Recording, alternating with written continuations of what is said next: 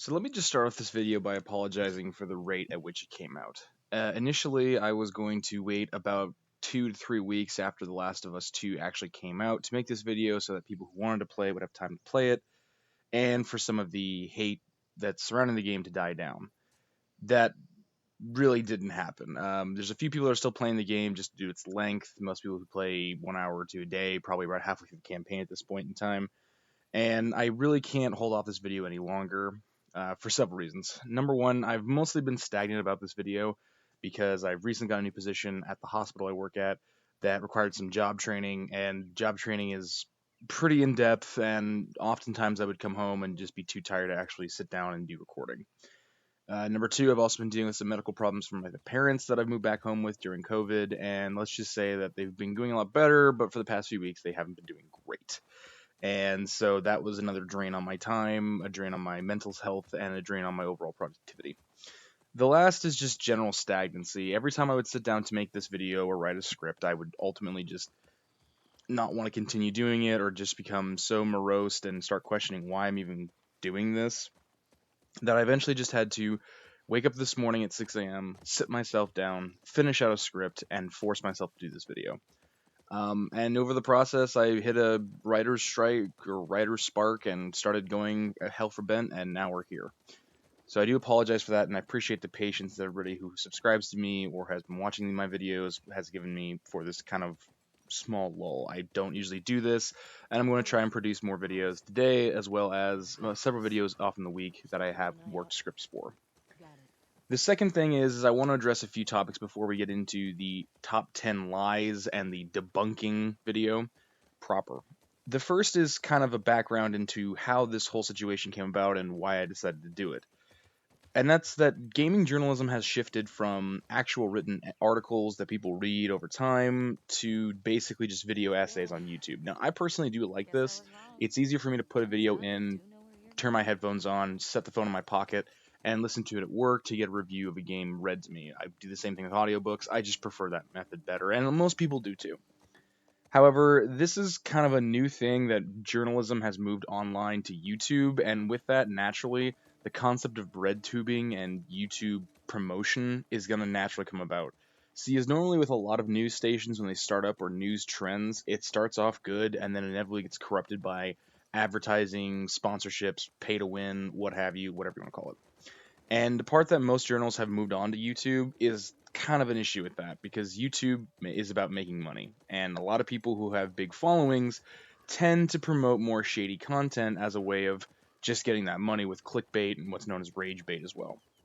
And I'm not going to point fingers and not act like I haven't done this. I worked for a game journalism site that at one point in time we just stopped making articles that were witty and quippy and started just making rage bait videos because that's what people wanted to see. People wanted their opinions reaffirmed, and we'll talk more about that in a moment because it leads into a second, smaller, and much more worse concept.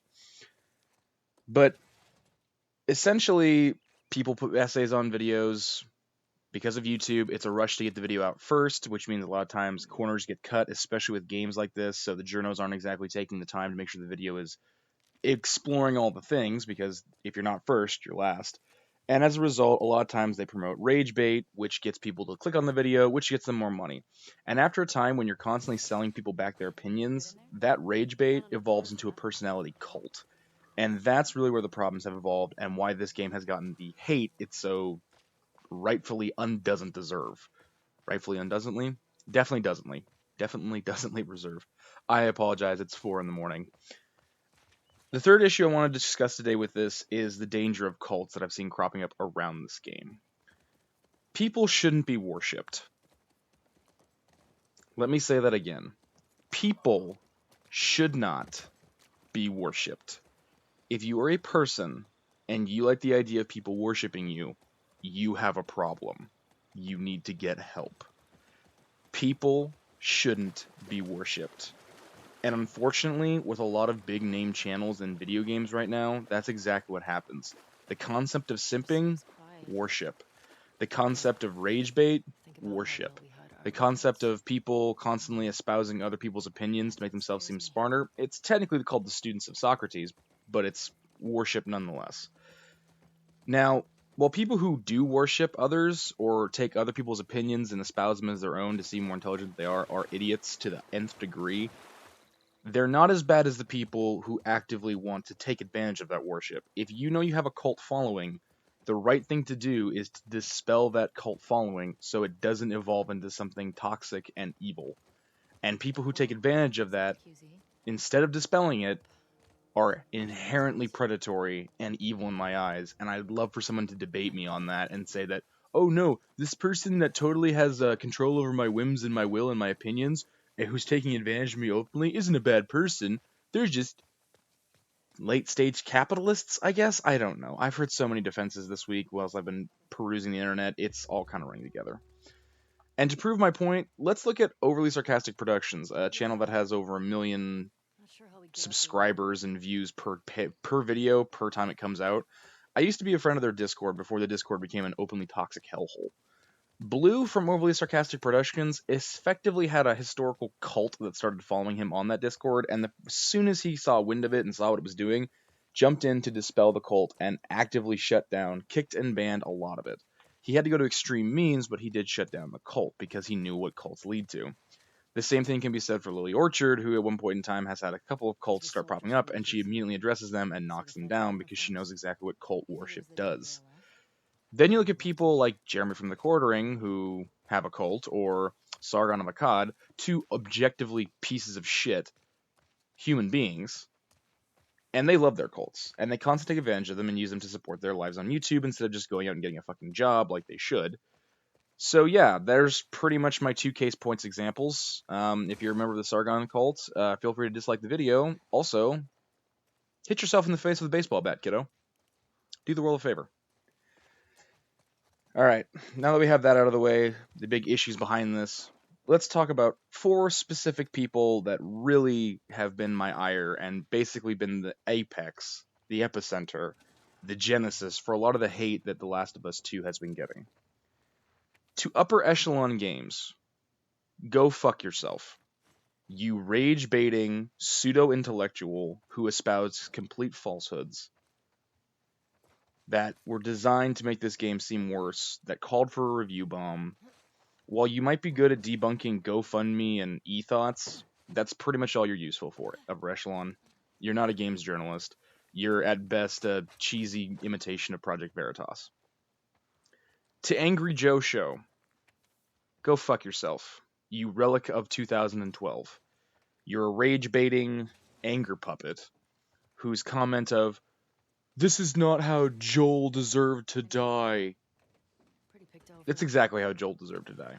And this concept that you constantly espouse for, we want dark and gritty ideas, and when presented with one, you just didn't want to accept it, that's a problem for you, not for the game developers. On top of all of that, Angry Joe, Yahtzee from Zero Punctuation does it better, and you've been pretty much aping his run for a long time. Despite what people might say, anytime Yahtzee produces something, Angry Joe is right behind him on the rage bait trail, and it's really kind of one note at this point in time. Expand your content, buddy. To Yahtzee Croshaw from Zero Punctuation, go fuck yourself. You downplayed the actual emotional aspect of The Last of Us Part 2, which is a really big part of the storytelling motif. You criticized the gameplay being almost identical to the old gameplay, but didn't mark up on the new concepts they were trying to explore. And ultimately, you're just a fence sitter. You didn't want to say the game was bad, but you didn't want to say the game was good. And personally, I find fence sitters to be the most abhorrent of people. To quote Zap Brannigan from Futurama in a rare form of clairvoyance, at least when you have an enemy, you know where they stand. When people are neutral, they can flip-flop back and forth. And I think the main reason why Zero Punctuation and Yahtzee has kind of stayed on the fence about this is because they don't want to take a stance because they want to keep the money flow going. Help me up here. In which case, which is something they have done before, and it was fucked up then, and it's fucked up now. And finally, a Jeremy from the Quartering, who needs to go fuck himself for a lot of reasons, but this is just adding one more to the burning shit heap that is his life, for producing falsehoods, for stirring up drama for no reason, and for acting as a fake nerd.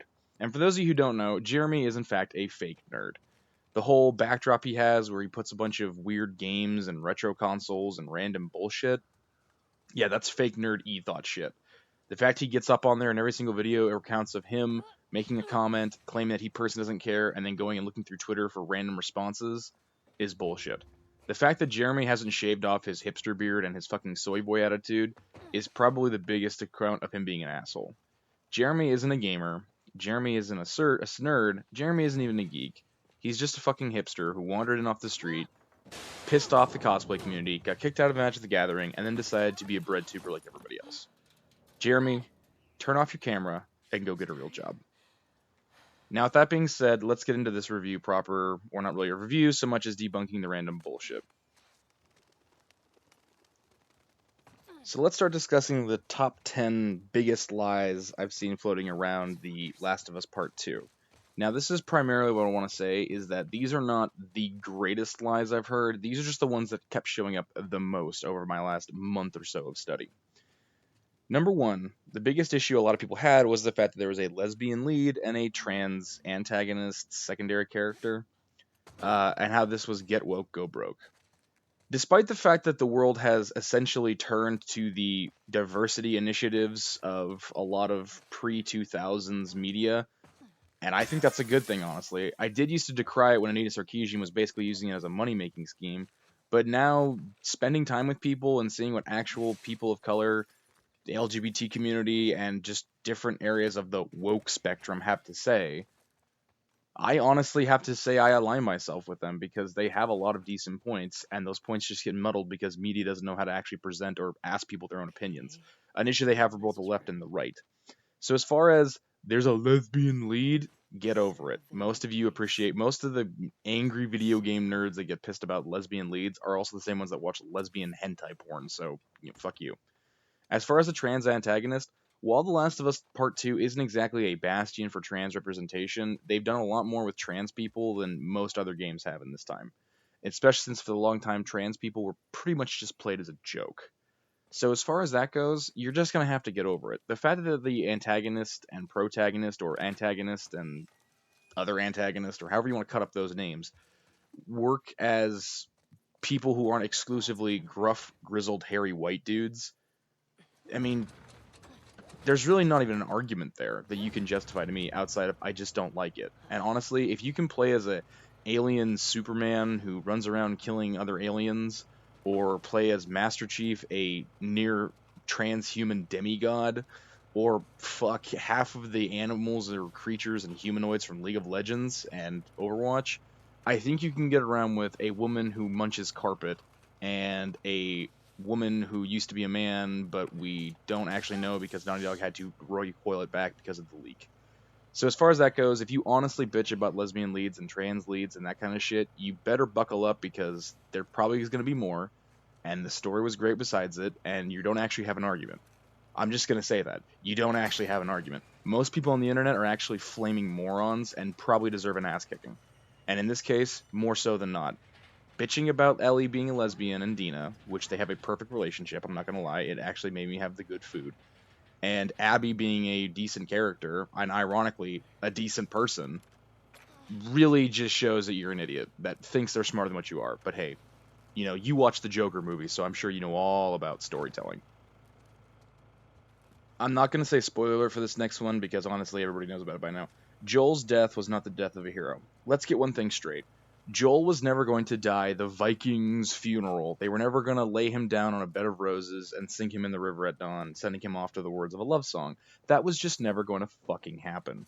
Now, and it's really ironic that the people who constantly bitch about needing darker and grittier stories and how cartoons need to be more adult are the same people that, when honestly offered a dark and gritty story with more adult themes and actual nuance, bitch and whine that their big burly man figure with manliness oozing from every one of his man pores wasn't sent off in the most dramatic and idealized way possible.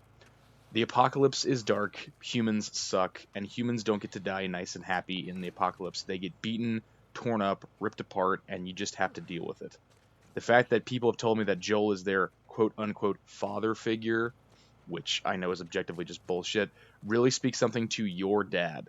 If you have to use a video game character whose main accomplishments are being a complete and utter asshole 24/7 with one redeeming quality, then I have to ask you, what the fuck were your parents doing? Like, really, go get help.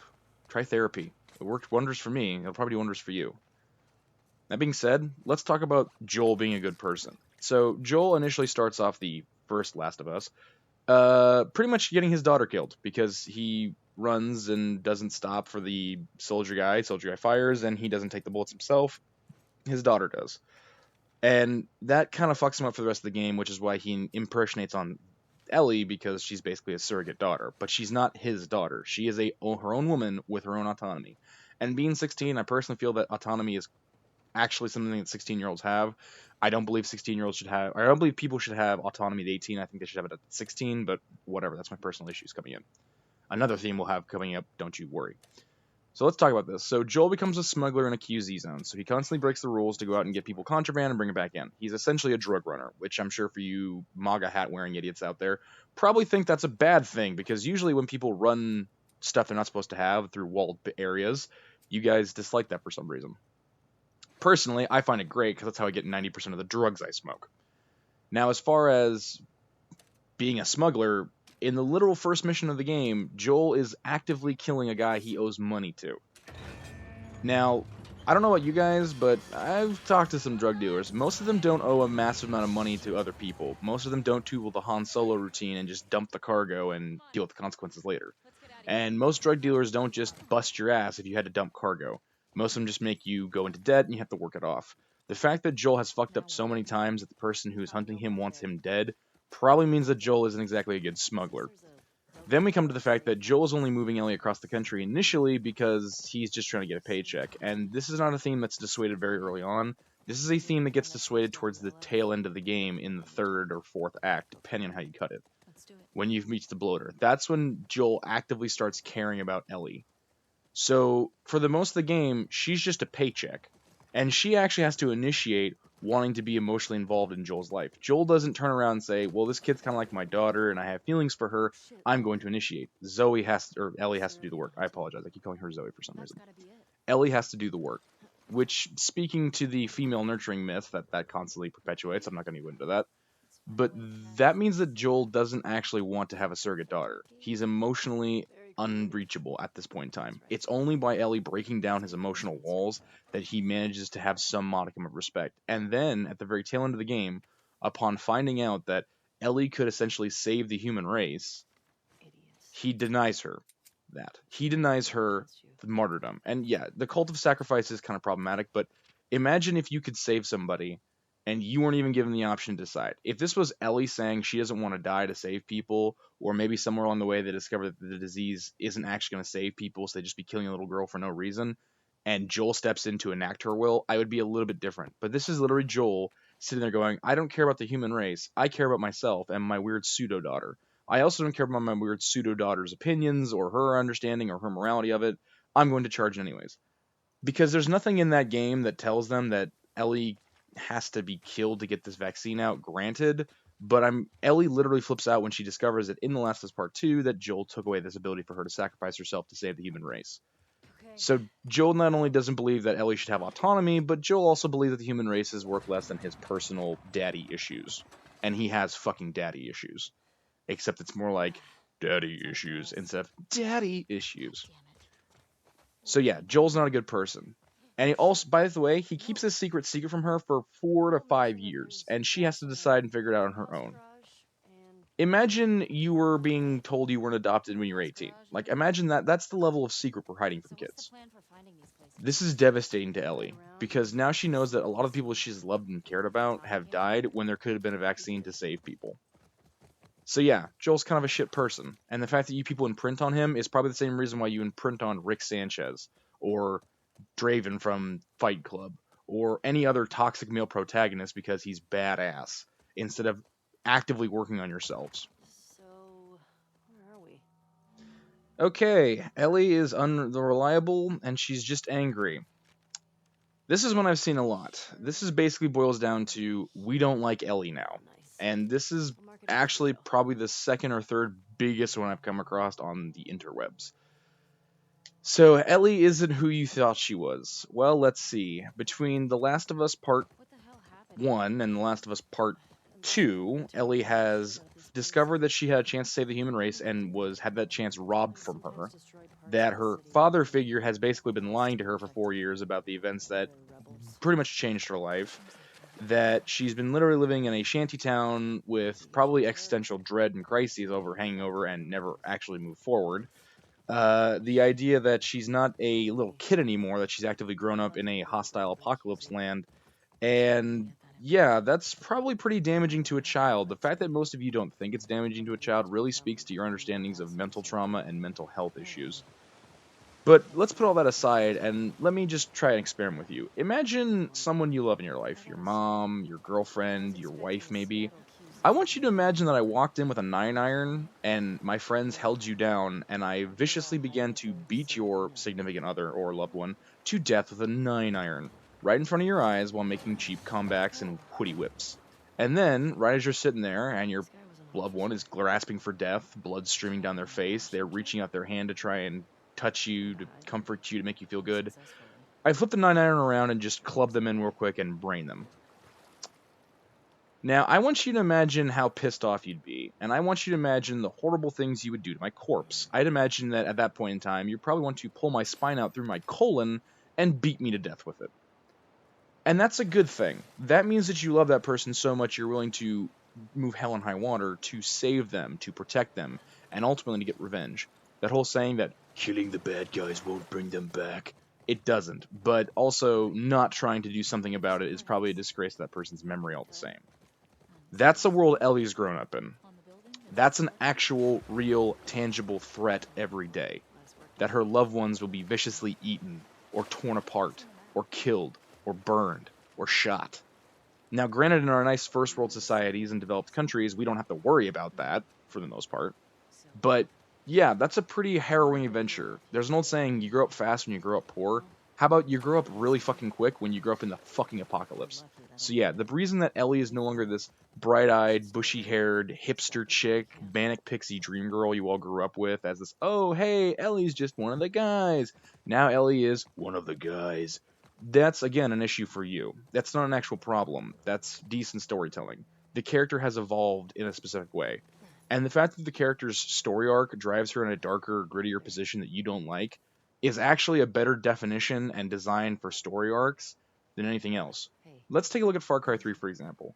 Jason Brody is a bright eyed, bushy haired college kid who eventually evolves into a psychopathic killing machine. That's not probably the arc his parents would have wanted for him, but it's an arc that we can appreciate because we see the necessity of his situation.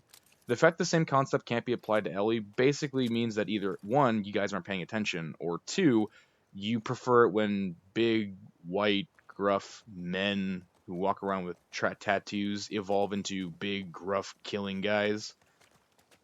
In which case, I think you might be gay, or the fact that you don't like it because Ellie's a woman.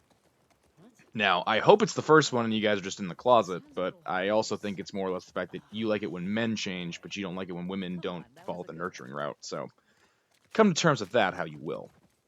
Alright, ironically, the one that I had happen to me the most, and probably the one that's most easily shot down, is, and this one's from upper echelon, so you know, it's coming from the pinnacle of stupidity. The story is a shallow revenge plot. Oh, how fauchard. Oh, how auteur. A shallow revenge plot. So, despite the fact that we can boil down 90% of every hero's story into the monomyth of the hero's journey, and despite the fact that we could take Dances with Wolves and apply it to Avatar, Fast and the Furious, The Last Samurai, those basic core concept tropes, which is essentially what's been done here. They've just boiled down everything to its single parts. It doesn't change the fact that you can have a generic story, and the stuff you do within that generic story is what changes it out. So is The Last of Us Part 2 a generic revenge plot? Partially. I would say it's a revenge plot, not necessarily generic.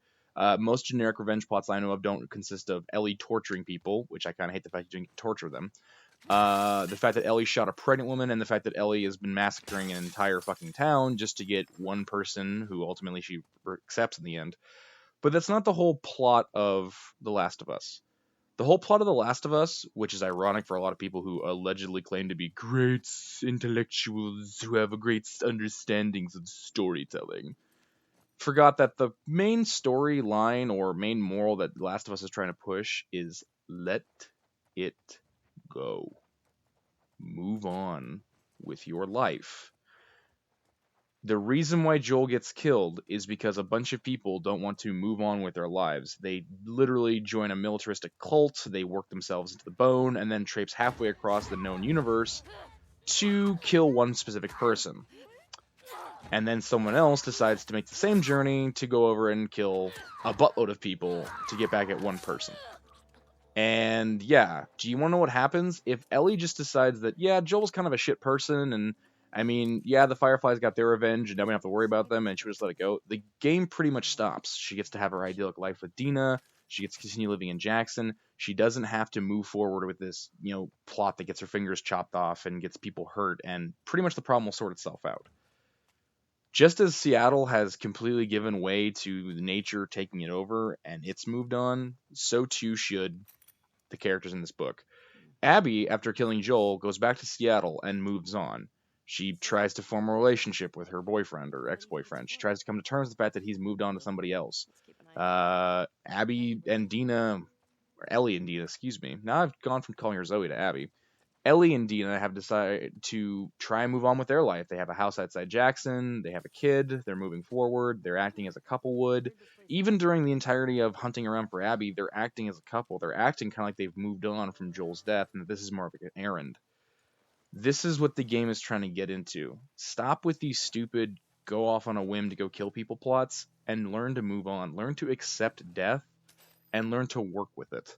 Ironic that most people who make this comment probably don't like therapy or mental health trauma because a lot of mental health is learning about how to move on. And yet, most people didn't. Just as everybody said they wanted The Last of Us Part 1, but with more, they didn't want to move on and accept that that game or that part of the story was over and this was a new chapter. Just as a lot of people are wanting remakes and reboots and remasterings, they haven't accepted the fact that nostalgia is never coming back. You have to move on and create new things. Just as rage bait people have accepted that they're not going to try and improve their channels at all, they're actually just going to sit here and feed on people's emotions and sell them back opinions, they have yet to move on. So for the people that say it's a shallow revenge plot, do the right thing. Move on. All right, time for some mathematiques. This one was the second biggest one that I've seen floating around, which is the Abby, who is exposed to be a trans man, and based upon some information I have from a friend of mine who actually works at Naughty Dog, there is code in the game that reveals Abby to have male genitalia during a sex scene, but they actually decided to cut that out for a number of reasons. I don't know if that's true or not. That's all speculation. I don't have the ability to go into the game code and pull that out, but I do know there's a lot of game code miners who have been looking into this to figure it out. But anyway, that mostly just comes to me as fetishizing trans women and treating trans women as if they're just men with tits. So that's pretty fucking toxic. So I'm just gonna move straight on from that. And if people tell me that Abby is a woman, I'm going to believe that she's a woman. But let's talk about Abby for a bit, because this is, again, a big one I keep saying. Abby can't be that muscular. I literally had people that were telling me that Abby having the muscular density and build she has is not possible in the apocalypse because protein. So this we're going to get into some math, because this one I can debunk with numbers, because ultimately what my session would be is it's a game, get over it. So Abby can't be that big or that buff. Well, let's have a look here. Abby is about 6 foot, 6'2". The reason I know this is because I happened to find a spot in the game where I have Ellie stand next to a certain object, and I managed to get Abby to stand next to that certain object, and basically just rough estimate it to about 6'2". Now I happen to know how high Ellie is because Ellie's number is actually listed on the game Wikipedia, and in The Last of Us Part 2, she's about 5'10", which makes Abby about 6'2". Um, Now, again, don't know exactly how big she is, but I recognize around maybe 13% body fat on her. She's not a very chunky individual, which makes a lot of sense. She's very lean. But she's about as buff as I am. So I weigh about 220 pounds, so I rounded out, and I have more fat on my body than she does. I think I'm about 17 to 20% body fat with my current weight. So that comes out to about 185 pounds for Abby. I'm just ballparking it here. 6'2", 185 pounds puts her kind of in that ballpark. Now, why does this matter? Well, because I'm doing biometrics and biochemistry requires height and weight.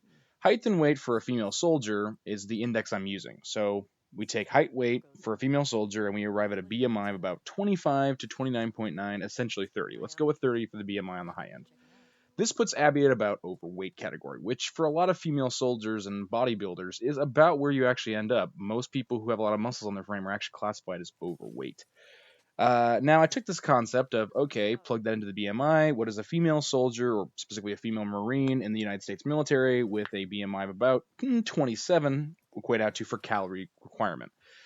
The calorie requirement is about 26 to 3,000 calories per day. That's about how many calories they have to consume to normally function, which is a far cry above the 2,000 calories a day that most people need to just to function, and that's just to most of that goes to your brain anyways. So, what is 3,000 calories look like? Because I'm sure someone's gonna be like, oh, that's way too much food for an apocalypse diet. Because neckbeards on the internet know what the apocalypse diet looks like. They're masters of dietitians. Anyway, 3,000 calories is about 2 double quarter pounders with cheese, a large fry, large chocolate shake, and dipping sauce. Maybe throw in a candy bar there for good measure. That's 3,000 calories pretty much. You'll notice it's not a lot of food if you prepare it right with a lot of heavy, dense caloric food. So, yeah, 3,000 calories a day isn't that hard, considering we see Abby eat a burrito, which is basically carbohydrates and nothing but calories, because carbohydrates are slow burning calories, and there's a bunch of information on food calories I'm not going to get into because this isn't a biology class. Let's just assume for a fact that Abby also will probably have a MRE or some type of ration with her in her bag full of supplies as she goes out soldiering.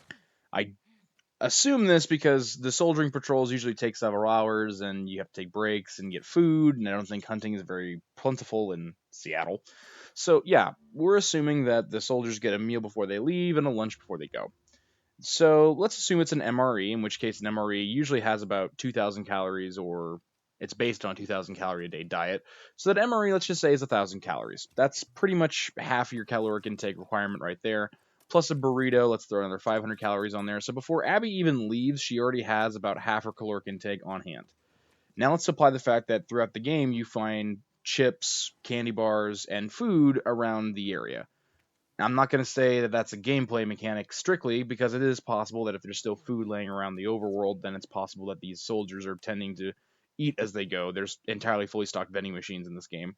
So let's just assume they're breaking them open and taking a bag of Doritos or something. So it's very possible for her to achieve a 3,000 calorie a day diet to do this. Now, the next thing that people are going to bring up is, well, what about the muscle degradation? Because if she's just surviving, those muscles will still deteriorate. That's a good point. So let's throw in 3,200 calories a day. Let's just throw an extra 200 calories for muscle repair and maintenance. Now, why just 200? Because for someone who has an active lifestyle like Abby has, where she's climbing over things, running all over the place, being in combat, which is actually quite a strenuous activity, go around and swing a hammer for like 100 times in a quick succession, you'll be very winded, especially some of you. This only requires actually 200 additional calories because muscle repair is actually very cost efficient. Like I said, most of your calories go to your brain because your brain requires a lot of calories to keep running and a lot of maintenance. The muscles don't. It nearly require as much by contrast. So yeah, it's pretty basic for 3,200 calories a day. It's very possible for Abby to achieve this, especially being a number one scar killer and being access to consistent food supplies. Now, let's also bring up the fact that protein. Obviously, we need protein to build our muscles. It's a very basic fact. Protein to build muscles, sky is blue, mitochondria is the powerhouse of the cell. So let's apply that, shall we? A lot of people are making this out to be the fact that Abby has to consume pounds and pounds of meat to get the muscle density she does, when in fact you actually don't. There are, and giving credit to the vegans here, there are much more efficient ways to gain protein than through animal byproducts. Well, animal meat specifically. So let's take ground beef, for example. With Abby's consistent diet, and assuming what we did with the BMI index, Abby would need about 48 to 63 grams of protein per day.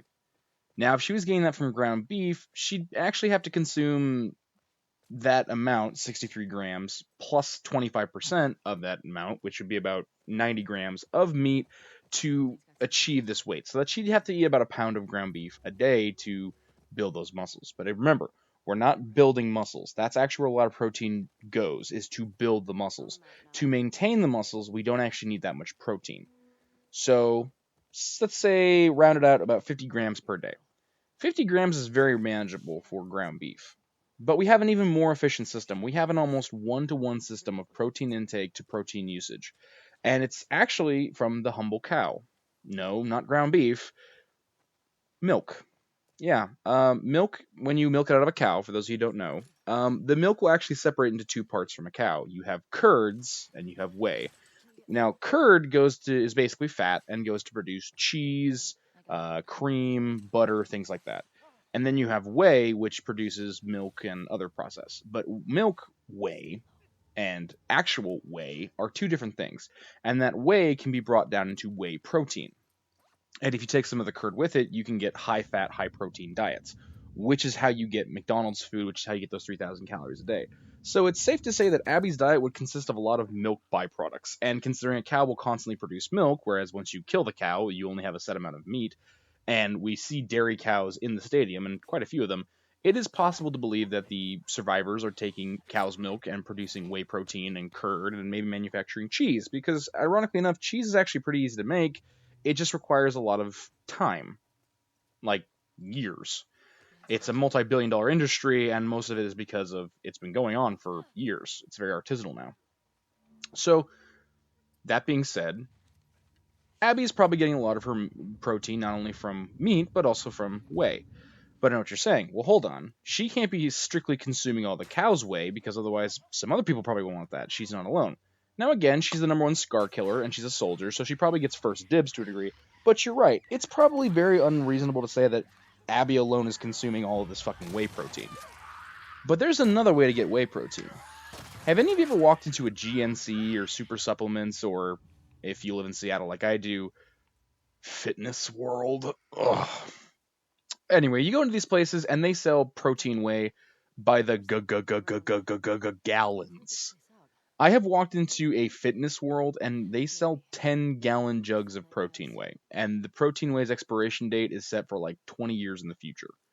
It lasts forever if it's sealed and kept in a dark, dry place. So it's not beyond the reasonable doubt that maybe some people in the overworld went out and were like, hey, we found a super supplement store and we need supplements because we have a bunch of soldiers and let's put this into the dietary regimen. So let's just and also on top of that, supplements are in game. Now, granted, the supplements improve skill trees, and they're in pill form. But if they're in pill form, it's safe to assume there's also some powder somewhere.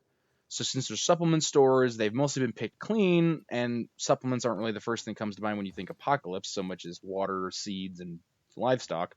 Let's assume that these wolves have been hardlining a bunch of super supplement stores to get themselves some supplements that they're putting into the soldiers' diets and pretty much the diets of the colony to make up the fact that you're not going to have a lot of calories and essential vitamins and minerals in your food naturally in the apocalypse.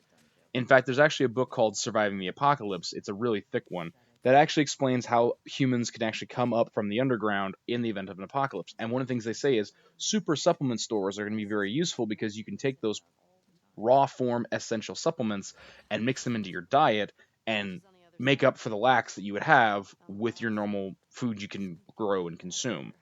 So yeah, the fact that most of you were thinking that Abby is just eating beef in the raw to get money instead of walking down to your local gas station and finding the fucking supplements jars that they actually sell in gas stations now really makes me wonder what the fuck else you guys have been kind of missing on. Okay, the next few complaints I'm just going to really speed run because many of them don't require mentioning, so don't pause for a break. The first thing I want to get up to is that a lot of people complain that the game isn't fun or engaging, and or that's emotional, fatiguing, and grim, and they didn't like it. Well, here's kind of a fun thing. I have an art degree. Yeah, of course I do. And one of the things that you learn in art class is your own definition for art. And my definition of art is any type of construct or concept presented through a medium that elicits a strong emotional response. So if you're watching The Last of Us, like just like the movie version, which is cutscenes on YouTube, you're engaging with the art in a medium of YouTube, and you're having a strong emotional response, which is hate. So therefore, it's engaging you.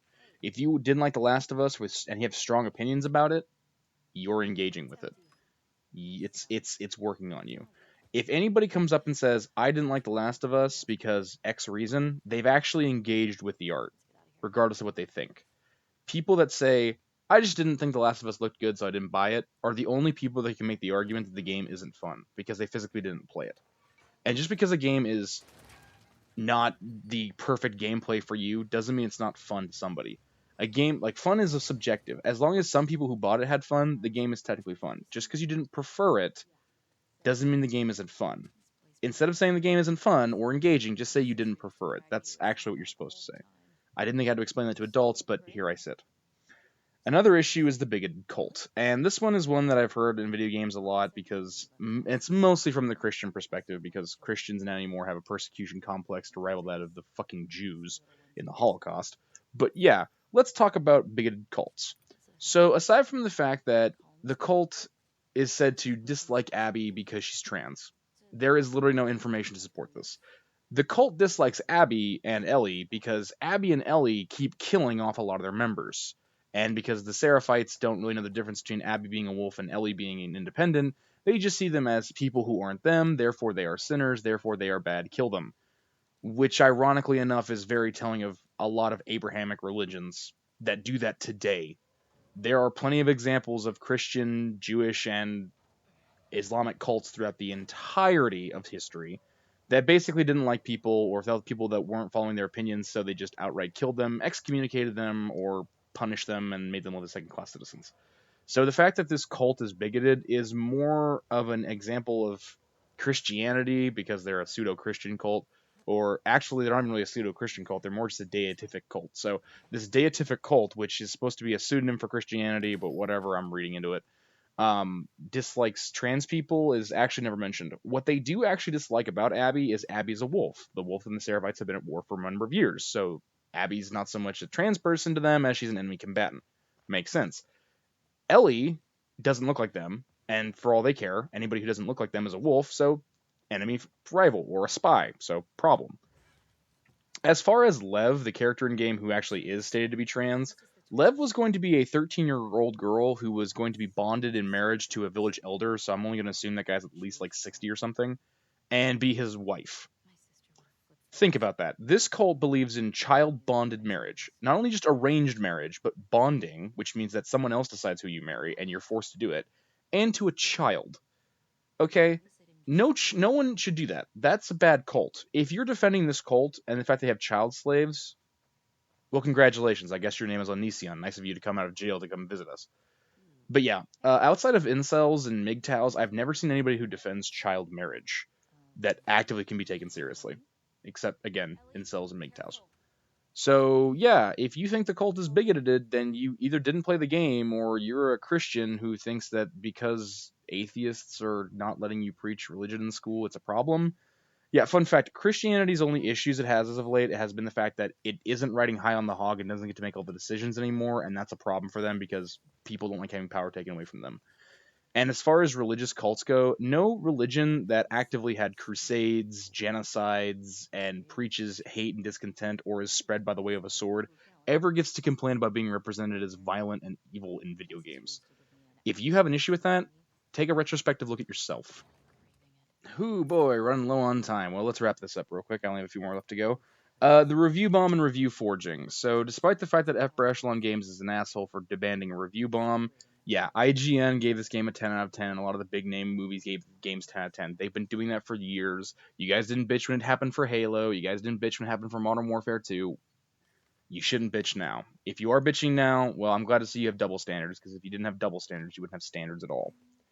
How about the ending being dumb and unnecessary? Well, I actually have to agree with this one. I would have liked more player choice with the ending, and I do feel the ending was a little bit rushed and kind of really wanted to say something but didn't, and I would have liked more player involvement in the story. But since I cannot give a ready made narrative for how I would change the ending in any concise way, I'm going to reserve the right not to bitch about it, because that's a rule that should be going forward. If you don't have a ready made insert that's actually good and tells the story themes to slot in for the thing you don't like, you don't get to bitch about it. So unfortunately, yeah, the ending was kind of rushed and maybe unnecessary, but I don't have a better way for it, so I'm just gonna leave that one be. Moving on to the leaked fiasco, and I'm not going to go into the moralistics or bullshit of this. I'm just going to tell you outright. Before a game is developed, about 100 days before the game is released, there's a thing called the Death March. It's basically where they bring in a bunch of shitboot first year programmers to fine tune the game. They give them just enough information they need to do this, and they produced the game. According to my source at Naughty Dog, who is going to remain anonymous because as a journalist I do not have to reveal my source for HIPAA reasons, the person who did this review bomb leak was a shipboot programmer who never worked for Naughty Dog, so they lied about that. Who, as soon as they got into the company, was abrasive, openly made a name for themselves, and was very confrontational about things, and was said to be very bigoted. So I can't confirm or deny that personal story, but I trust my friends, so we're just gonna go with it. And basically, the person felt that because they got selected through lottery to work at Naughty Dog, they were officially a member of Naughty Dog versus just a contractor, and were pretty much pissing everybody off on the start of day one. So when they asked for a raise and to live above their station and to be officially accepted to Naughty Dog said, "No, you're just a shit group programmer. We're not gonna like you're just here to get a job done." This person felt slighted and decided they were going to cause a bunch of issues, which they did. That person then went on YouTube and decried all this information. The rage bait and controversy guys jumped on it because, of course, they fucking do. And then Naughty Dog came out and was saying, "Oh no, this is the actual truth, but we can't reveal anything because the game's coming out. It's kind of a problem. You guys can catch 22." And everybody kind of read that as deep state narrative because conspiracy theories sell. So congratulations. The whole leak thing was basically an asshole who wanted to live above their station and cause drama, and a bunch of other people got into it and then hid themselves with controversy and oh, it's just a lie from the deep state. So if you fell for that, congratulations, you're an asshole. In my last minute of information here, I just want to say that I appreciate everybody who's been watching these videos, and thank you for your patience in making this. This video is a long time coming, and I normally don't want to make a channel about responding to these big issues that seem to perpetuate the gaming industry. I do want to cover other topics. Unfortunately, the next few videos I have lined up are kind of in that vein, so please bear with me. As far as people who watch this video to the end, thank you very much for your viewing. I appreciate that. I know it's going to be demonetized, but I don't do this for the money. I do it as a hobby. And if anybody left an angry comment, please don't engage with them. I'll probably finish a video up later discussing things. I want to give a great thanks to my fans and who've been supporting me throughout all of this, and I want to appreciate you guys for sticking with me and helping me where you did. Anyway, I hope you guys have a better day than I did. See y'all soon.